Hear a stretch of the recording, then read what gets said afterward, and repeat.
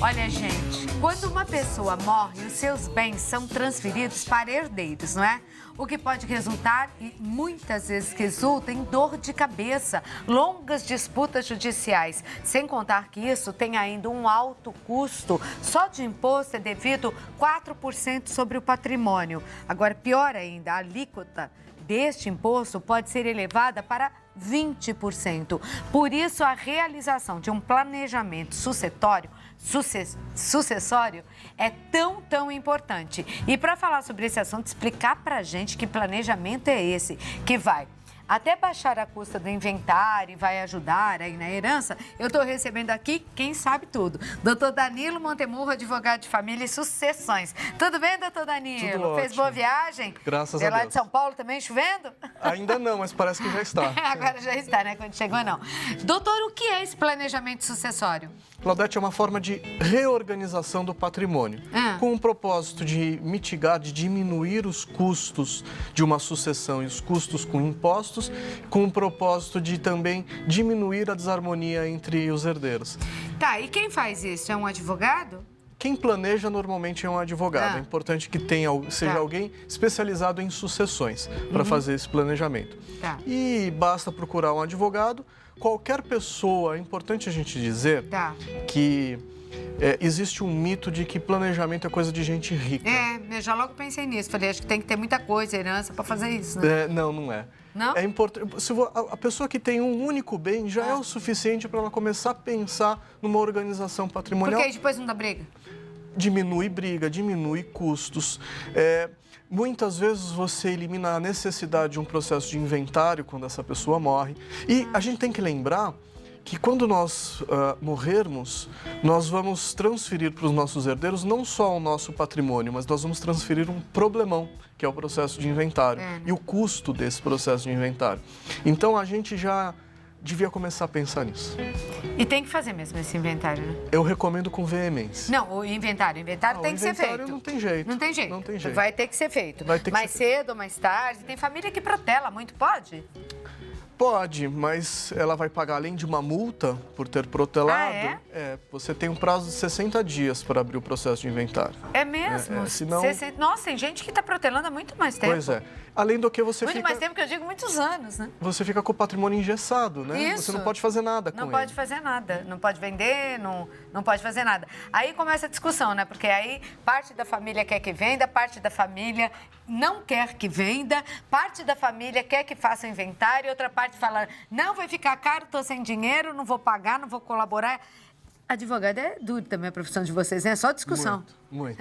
Agora me fala, é demorado para fazer esse planejamento? Ele custa muito caro? Me explique melhor. Não é demorado, é muito rápido. É um procedimento, O advogado ele vai elaborar a composição do patrimônio daquela família, vai analisar a estrutura familiar e a partir disso ele vai elaborar, usando algumas ferramentas jurídicas absolutamente legais e legítimas, para fazer uma reorganização desse patrimônio. E o objetivo é esse, o objetivo é diminuir custos, o objetivo é fazer com que a vontade do autor da herança prevaleça, seja eficaz quando ele morrer, é fazer com que diminuir essa discussão, essa disputa entre os herdeiros. Vai bem além de um testamento.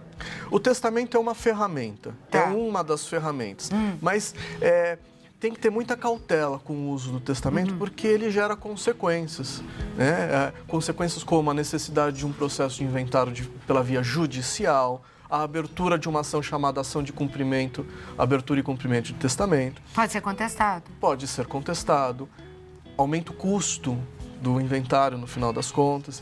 Então, é uma ferramenta, mas tem que saber utilizá-la. Agora, por exemplo, um casal que tenha filhos, o marido já morreu, tem a esposa, ou vice-versa, né? Pode-se fazer o planejamento nesse caso ou os dois têm que estar vivos ainda? Não, pode fazer. Pode? Todo mundo, mesmo que você não tenha os herdeiros necessários, que são os descendentes... Mesmo que seja só o casal? Mesmo que seja o casal... Mesmo que seja só uma pessoa? Mesmo que seja uma pessoa, porque o patrimônio dela vai para alguém. Tá. Né? E a gente tem que definir como que vai ser transferido esse patrimônio para esse alguém. Se não houver nenhum herdeiro necessário e nenhum herdeiro legítimo, o patrimônio acaba indo para a União. cabendo para o Estado, para o governo. Então, é importante que a pessoa se preocupe para quem quer deixar esse patrimônio. Né? E isso pode ser feito no planejamento? Isso é feito no planejamento. Eu vou lá dar um recado e já volto, tá bom? Pra gente continuar. Aliás, eu queria saber se tem dúvidas aí, você que está assistindo o nosso programa, porque se tiver, esse é o momento. Mande um WhatsApp aqui pra mim, 12997132622, que eu já volto aqui pra gente conversar, tá? Gente, então pode colocar no ar, que aí vamos atendendo o nosso público aqui também, né? Vanessa, deixa eu ver, entrou, repicou, voltou, Vanessa. Boa tarde, estou fazendo parte de um inventário e tenho dúvida. Meu avô faleceu e uma casa ficou com a minha avó. Não fizeram inventário. Nesse meio tempo, faleceu meu pai também e não fizeram. Agora, 10 anos depois, minha avó faleceu. E como neta, tenho direito a quê? Ela tem direito à sucessão do pai e do avô. Só que ele vai ter que fazer 3 inventários aí, né? Nossa, e agora? Ele tem que fazer? Tem que fazer. Obrigatoriamente tem que fazer. E é caro, né, inventário? Vai depender do tamanho do patrimônio dela. Mas vai ter que fazer inventário. Não vai... 3 inventários. 3 inventários. Olha como é ruim você ficar deixando para depois. E vai ter que pagar multa, porque você falou que o prazo para se fazer o inventário é 60 dias. Mas essa não é a realidade do Brasil. O que a gente vê é famílias protelando inventário há 10 anos, 5 anos, 20 anos, não é? Às vezes Olha, mais, eu vou dizer uma coisa, viu? A minha família também, porque meu avô morreu, acho que já faz bem uns 30, não fizeram inventário, não. Então, quer dizer, tem multa por esse tempo todo? Tem uma multa que incide sobre o imposto. E o imposto, o imposto chamado ITCMD, que é o imposto sobre herança, como você bem falou, no estado de São Paulo ele é de 4%, ele é devido no momento da sucessão, ou seja, no momento da morte. Então, a Fazenda vai fazer o cálculo desse imposto lá naquela época. Né? Tá. E ele vai corrigir e incidir juros desde aquela época até a data de hoje.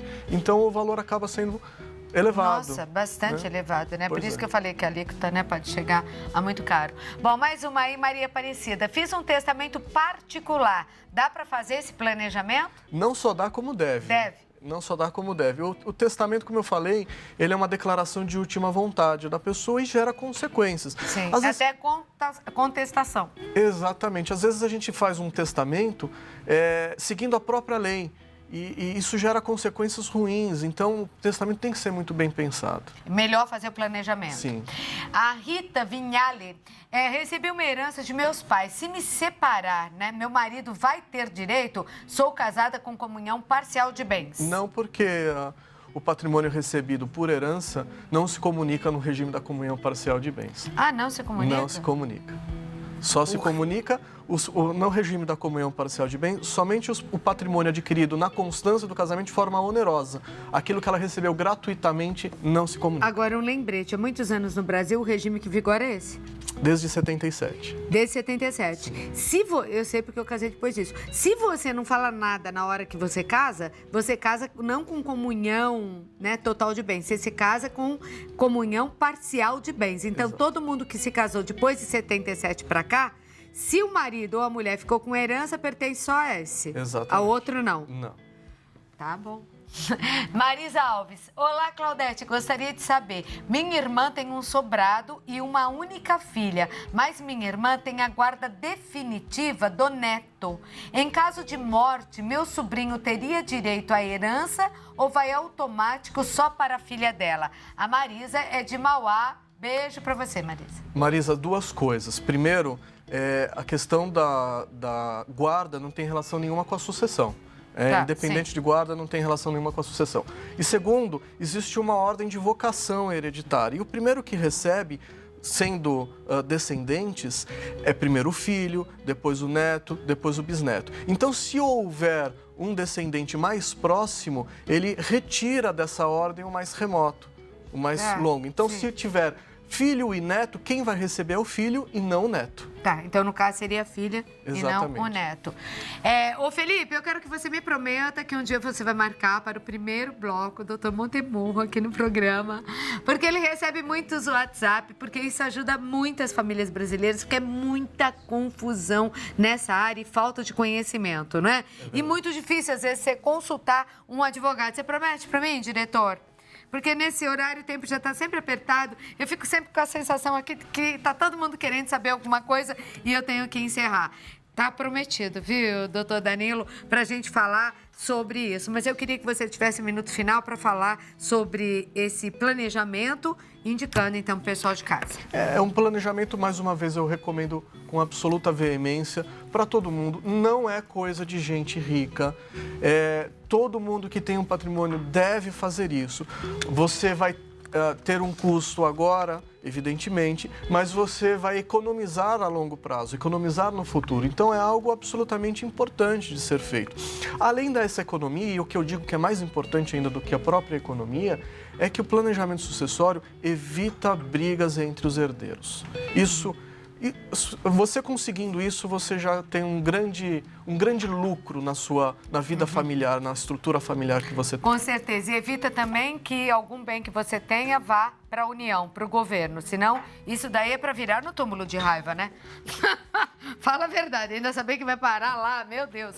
Um beijo. Obrigada, doutor Montemurro. Eu conversei com o advogado de família, doutor Danilo Montemurro. Tá prometido então, tá bom, doutor? Virei. Muito obrigada pela